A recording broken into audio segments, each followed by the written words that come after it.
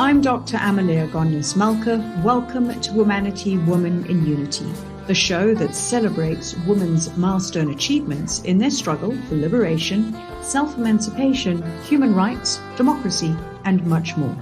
Joining us today for our series on women in the judiciary is Judge Portia Nkutha-Nkontwana from the Labour Appeal Court. The judiciary is an important component of the justice system. It safeguards and protects the Constitution and its values, and in doing so upholds democracy by applying the law impartially and to adjudicate disputes. Welcome to the show. Thank you, Dr. Amaleya. Thank you for having me. Judge Portia, you hold a Juris and LLB from the University of Zululand. You also have certificates in industrial relations and leadership from Wits Business School and the Gordon Institute of Business Sciences. You began your career as a commission for the Conciliation and Mediation, CCMA, and thereafter you were a labor consultant for a number of different companies in diverse sectors, from chemical to food and beverages, communications, municipalities, provincial and national government departments. Labor seems to be a core area of interest for you. Did you always envisage a legal career and eventually being part of the judiciary with a focus on labor? I think the profession chose me. My dad gave me the name Portia. So when he named me Portia, and he made it a point that I know that Portia is a character in the play by Shakespeare, Merchant of Venice. And I think, to him was a lawyer. She was a lawyer. And then, so I grew up knowing that I am a lawyer and I'm going to be a lawyer. And I embraced being a lawyer. And so, but I was always upfront in terms of confronting issues and in terms of dealing with justice issues. You know, my dad, he was just a postmaster. He was not, having degrees or whatever, but he was very wise. I remember he introduced me to dispute resolution and just justice, because in my family, discipline was collective. So we had what we called the table. If there was a problem at home, we would be called to the table. And the table was where we discussed challenges from, adolescence, dating, playing truant at school, whatever challenges that we face, to financial challenges as well. So I'm the last born in my family, and I mistook that for telling on my senior siblings. So you can imagine I was a star witness, so bringing, evidence against them.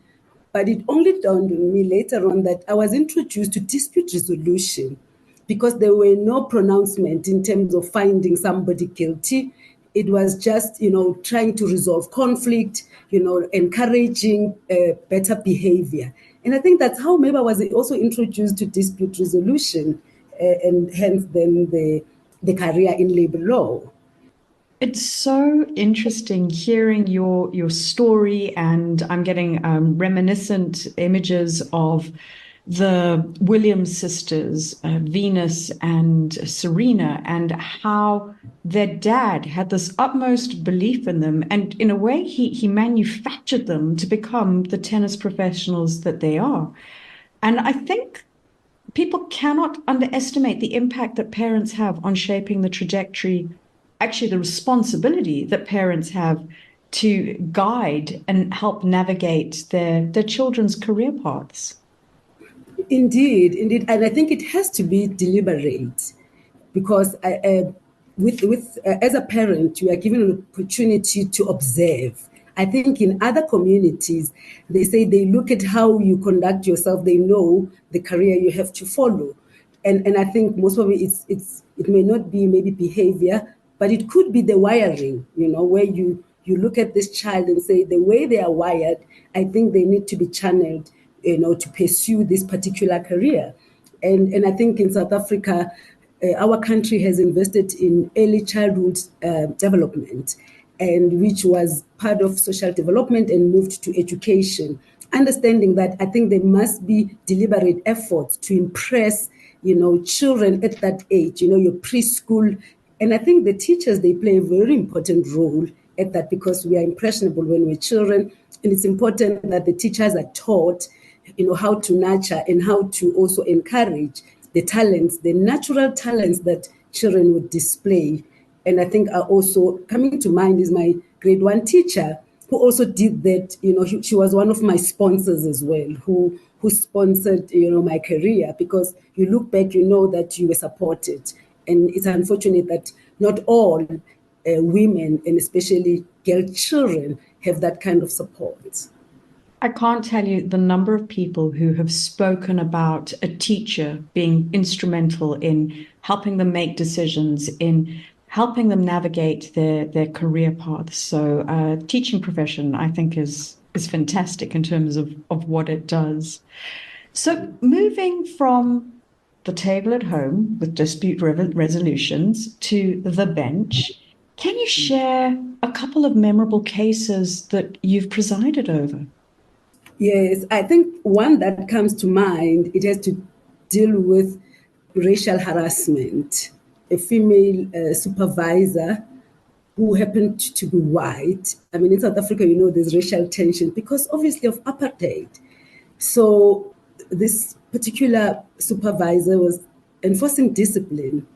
The perpetrators are the subordinates whom she had just disciplined. And then they accuse her of racial harassment, of using, your kafir word. We know it's derogatory in South Africa because of apartheid and how Africans were called. So it's serious. I mean, when you use that term, obviously it's a serious allegation. And so instead of investigating holistically and testing both cases, the employer proceeded to charge this supervisor. And then she was charged with racial harassment, using the K word, as we would call it. And then she was found not guilty in a disciplinary hearing. So thereafter, then she lost the grievance, and she was expecting that the subordinates be dealt with, because obviously that was serious. I mean, it went to newspapers and she was labeled a racist. And the employer refused, and they played hide and seek up until she involved her union. And then the union decided that if you're not going to charge these people, we're going to have to go to court, because this is unfair discrimination, is racial harassment. But because also she's a female, obviously it's gender, harassment or discrimination. And then they referred them that case. So it served before me. And what was amazing in the manner in which the employer presented its case, it just showed lack of sensitivity and understanding of gender equality, because the counsel that they briefed, I mean, he went out of his way to vilify the victim in protection of the government, because at that stage it was no longer about the perpetrators, because she was suing the department for damages in that they didn't eliminate discrimination, they didn't protect her. But their defense was indicative of a state we at where even if you have policies, but if there's no understanding of those policies, sensitization, then you get the type of lawyers, that will even abuse the justice system to protect, the patriarchal system, so to speak, because there was no reason why they were targeting her. And if it was a good lawyer, he ought to have advised the employer to either settle that case instead of going to court.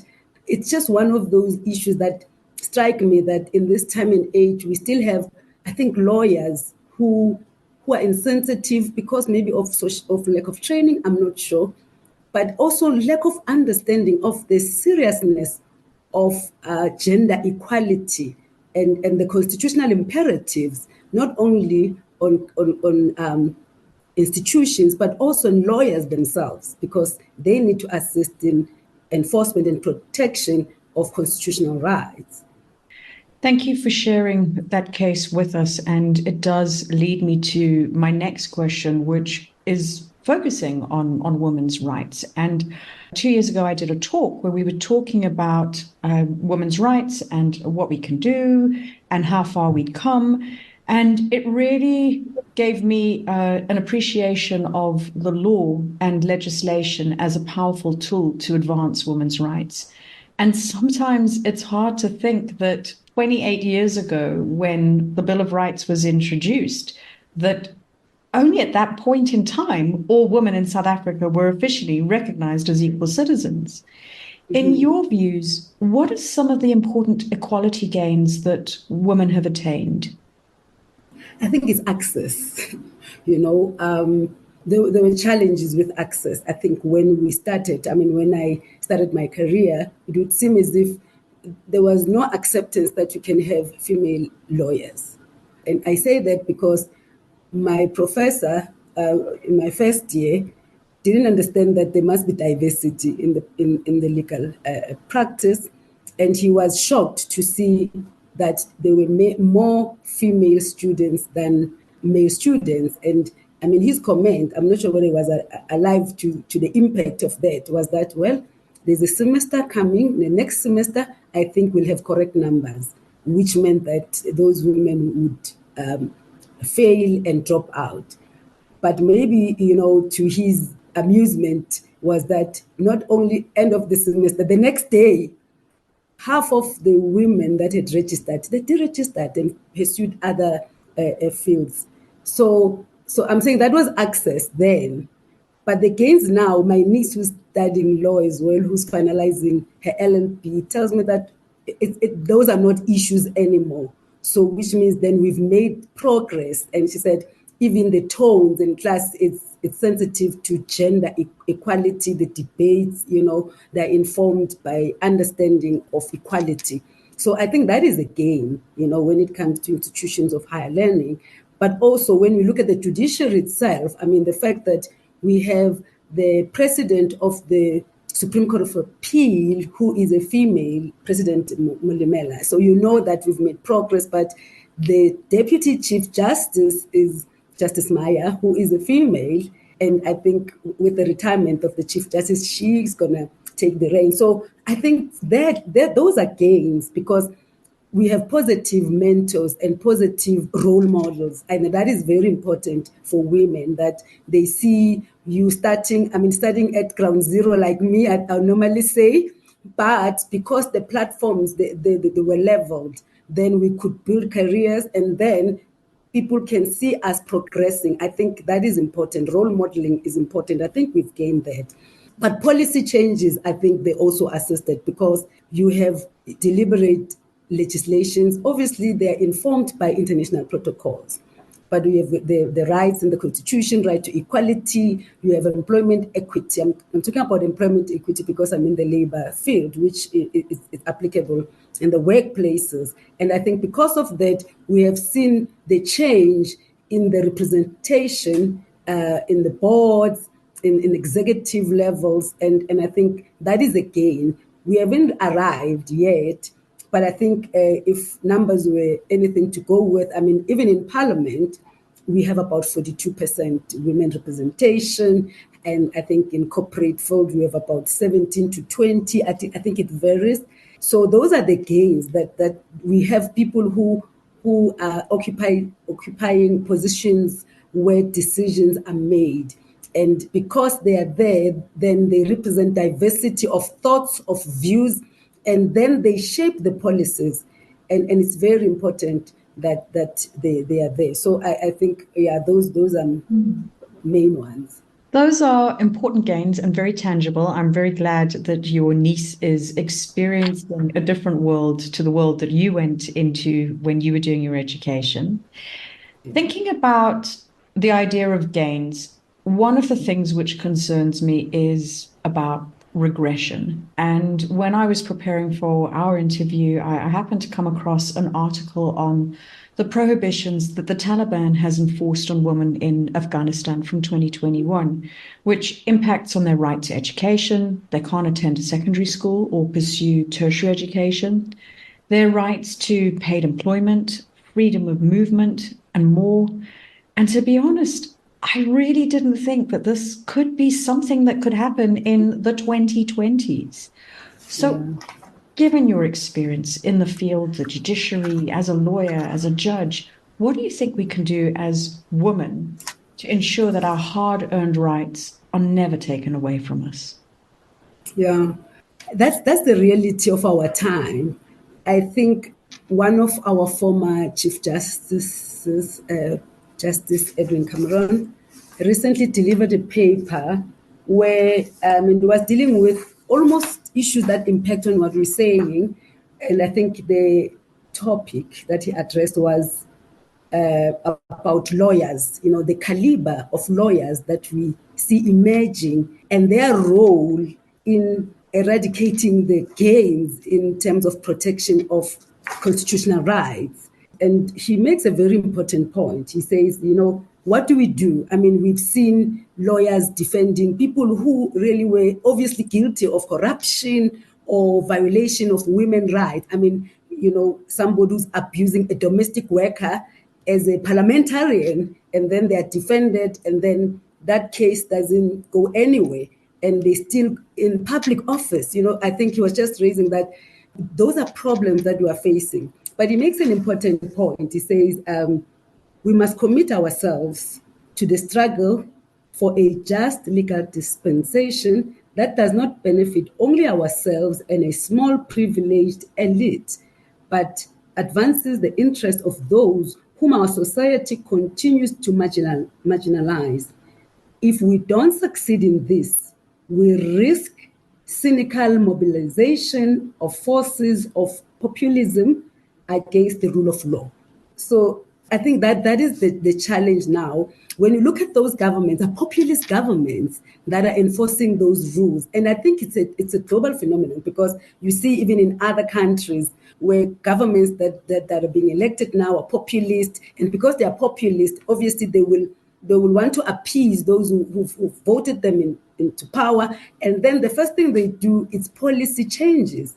So I think this is very important, that it will start with formations. I think women groups, we need to understand that there is a role that we need to play. And that role, it should start with maybe judicial activism, but also professional bodies themselves.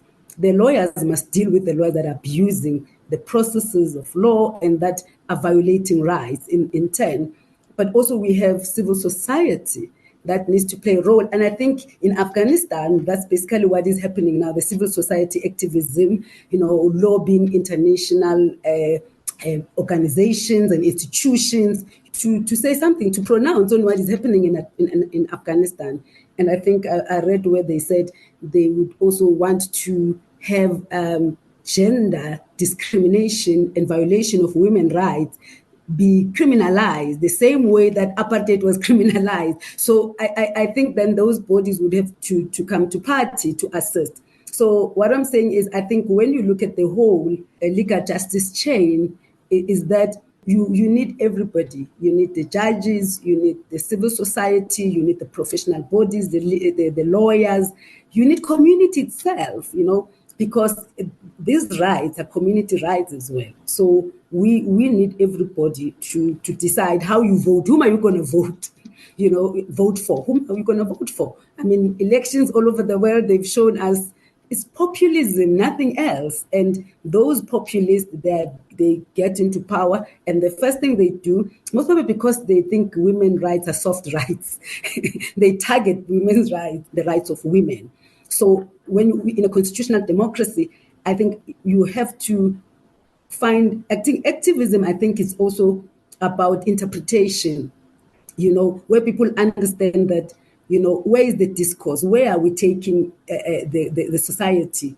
And what are the issues that are pertinent? I mean, when we deal with, rape of young children, it's serious. So the way, the sentences must indicate that, the judiciary frowns upon that. So that's why I'm saying that you need to, at whatever stage you're involved, to understand if it's about labor issues in the workplace, we need to make sure that the employers understand, because also it's education, that judgment, you say it must be served on the minister. So the minister must understand that policy must be enforced.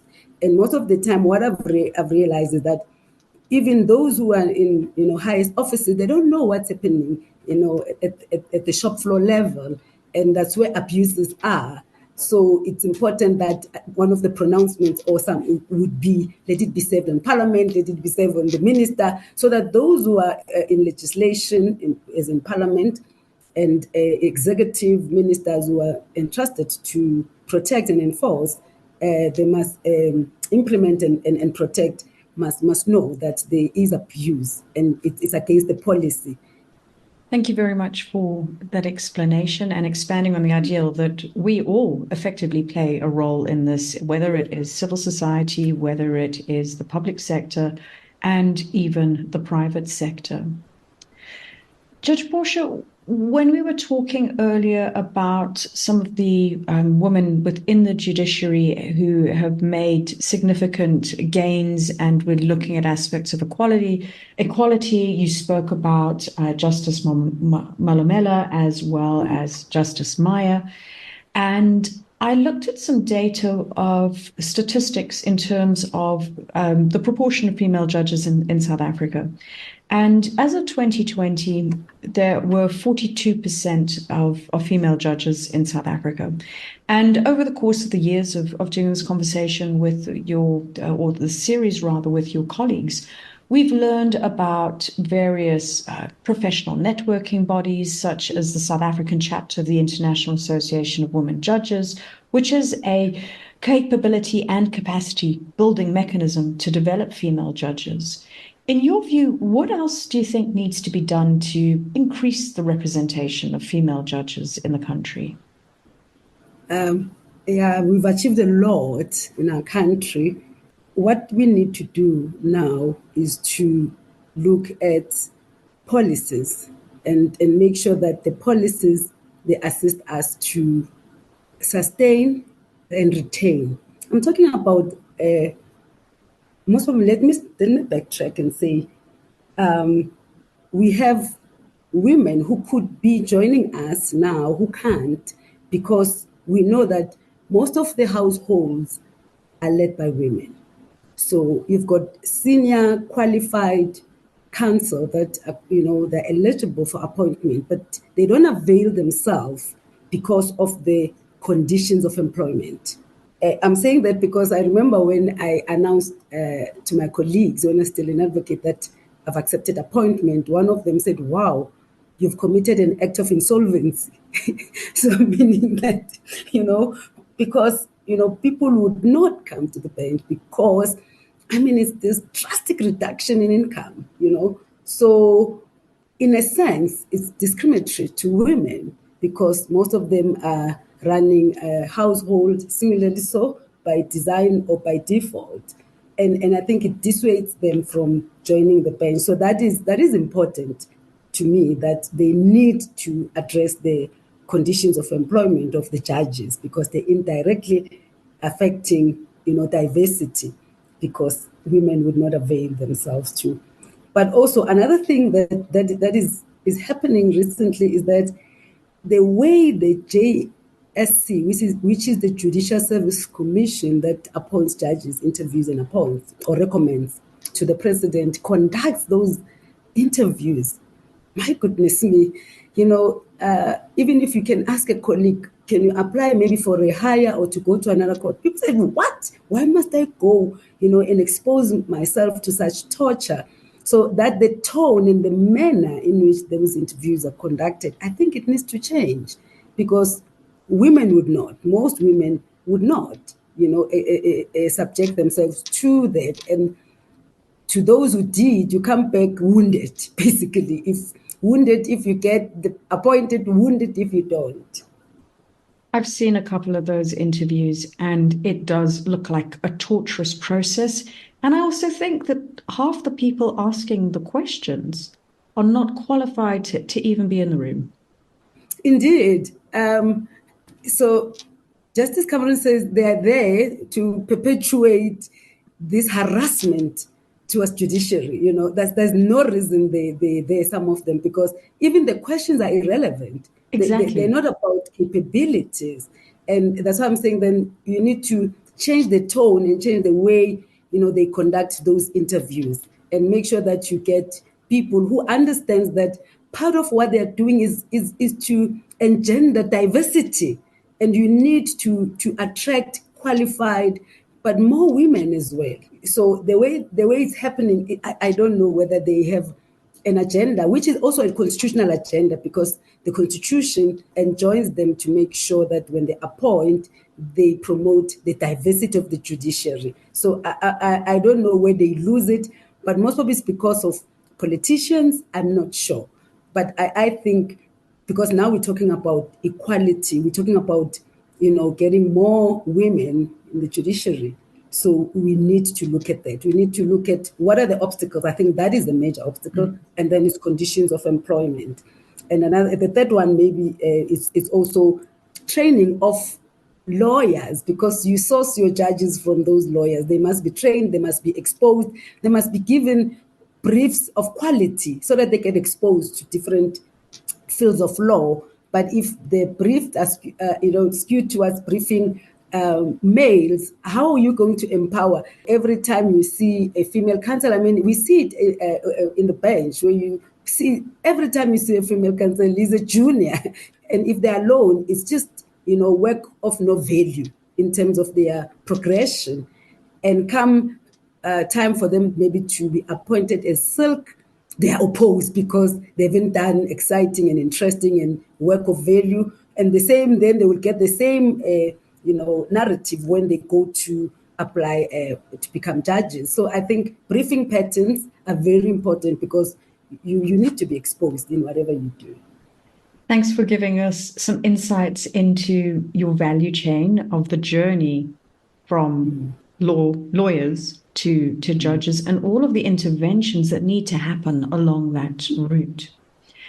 Judge Portia, we're coming towards the end of the program, and taking more of a kind of reflective and personal view, I wanted to ask you about your juggle between career, because you really do have a demanding role, and Yes. motherhood. How have you managed to do this? Work-life balance is never easy. And that's why most people say maybe it's a nebulous concept, especially in the life of a judge. But also maybe it's so in all other professions, with the platforms like this, that, we get access to people 24/7, so to speak. And, the way we engage has changed. We don't have your conservative work hours. So it would seem as if work is following us home, or work is at home more than, in a place where we used to call workplace. So workplaces are at home. It makes it even more difficult to do that. However, in my career, I decided early that I'm going to involve my family. And the reason being, I didn't want to progress in life and leave them behind, and then, they don't support you in the process in turn, because, they were excluded. So I made sure that if I'm dealing with matters, my family knows what matters I'm dealing with, at what level, which court, if it's soft processes like dispute resolution, and they will understand, all the legal processes in a sense. And I will ask them for advice. I mean, even if it's just for them to know that at least they contributed. And I say that because I know my daughter then, who quickly picked up the legal jargon and took it to school and got into trouble for using some of the jargon at school. And in one particular instance, I think I was dealing with a matter that involved rape, and but it was a constitutional matter of a 3-year-old who was raped, but then the perpetrator was charged before the transition. There was a new legislation that was implemented. So there was a gap in law in terms of which act of parliament was going to be applicable, because one was repealed, one was just promulgated. So then they challenged the constitutionality. Obviously, it ended up with the Constitutional Court. And so I was trying to explain to her that this is what I'm dealing with. And then she takes it to school to relate to the teacher. And then I was told by the teacher that rape is a big concept for a 7-year-old, But I mean, I think that is it. But I'm happy that I did that, I have support. I have people I can say, tell me, what do you think about this? Well, they would tell me whatever they think based on facts, but at least they're involved and they're engaged. And as a result, they are my support system. They don't look at my career as having robbed them, time to spend with them. That's a great approach, and one which I think really demonstrates integration of family into your life. I wanted to ask you about some of the factors that you feel have contributed to your success. For me, I think success is just trying all the time, and understanding that we are product of support. So the mentors that we have, the role models that we have, as I said earlier on, they assist us to be who we are. So, but also for me, because I'm a Christian, I think my journey, my faith journey has assisted me, because I look at where I am, I know that it is because, of my spirituality that I could connect, that I could remain grounded. And as I said earlier on, it's also that the support system that you create, I think you create your own support system. And the helpers that you have, everybody has to understand that you need them, for you to succeed. And so I think that's basically what helped me to create a support system. And some of it, I think it was because of the table, because I all the time, everything has to go to the table. I think even involving my family is just, continuation of the table. I Yes. love that concept. I really do. And using that as a bit of a reflection, can you tell us about some of the pivotal moments in your life growing up? In my life, when I was growing up, like any teenager, high school teenager, grade 11, we decided to miss a class. And then, so the teacher was incensed by that. So it was the last, I think, class on the day. And then the next day, it was going to be, the first period was going to be his. And he came back still angry. So he punished us. And out of that punishment, obviously, there was a backlash, and then the student body, there was protest, there was this, and they were calling for his dismissal. And then we were called by the principal. So there was the student body representing us, the principal, the teachers. And then so we had to explain what happened. And then, obviously, I mean, with the militants of the student body, like, that must go, this teacher must go. And I was sitting there thinking, but we were wrong. We missed the class and we were correctly punished. And I don't understand why somebody must lose their job. And so I raised my hand and I said, Principal, could I say something? And he said, yes. And Miss Nkutha said, I think we are wrong here. And we need to apologize to the teacher, because really we missed the class, and not condoning that the way he punished us, but we were wrong. And so we need to apologize. And the principal jumped at it. That's it. That's how we resolve the issue. and then the teacher, also apologized, said, now that we're dealing with, having reflected, I think maybe I went overboard, and apologized. So that resolved that conflict that way, and built a meaningful relationship with that teacher. Even today, he still tells people, you see, this girl saves my job. So I think that's basically the... Wow, what a story. But it really, it speaks to your integrity as character, because if you hadn't raised your hand, he could have been fired. Yes, indeed. And I think in this generation, I tell my daughter that, there is a balance, I think, because when we're talking about gender equality, we need to understand that we also have male sponsors. Like my dad, my husband. My son is also a big sponsor, but I also had powerful mentors who are men. I mean, my current acting JP, my former JP. So people who encourage us, who are men, so that then you're not clouded to say, you see, violation of rights, even where there is no violation of rights, because obviously it was turned into a gender issue when there was no gender issue. It was just simple discipline, and maybe that went overboard, but he meant no ill or evil in disciplining us. And I think I tell him that we need to have a balance so that then we don't vilify our supporters. You'll end up not having those support. There are few maybe, but they are there. And we need to be grateful that there are men who are supporting women's cause. And we need them anyway. That is so true. Lastly, as we close out today's conversation, in recognition of Women's Month, can you share a few words of inspiration that you'd like to pass on to women and girls who are listening to us? Yes, I do. Michelle Obama is quoted to have said that success is about hard work, choices, and persistence. I agree with that it doesn't matter where you find yourself. I started from, I call it ground zero, which means I could be representing a rural girl who has no resources, a township girl who's never had access to a lot of resources. I represent that. So to say, it doesn't matter where you find yourself.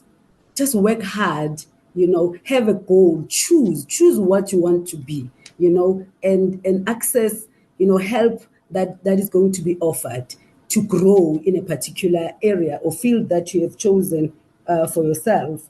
It is very important that, people also embrace their mistakes.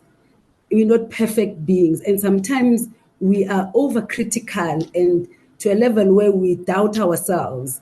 And therefore we are, immobilized by our failures. Yet we should be able to embrace our mistakes and learn from them and move on. So you could have dropped out because you had a teenage a child.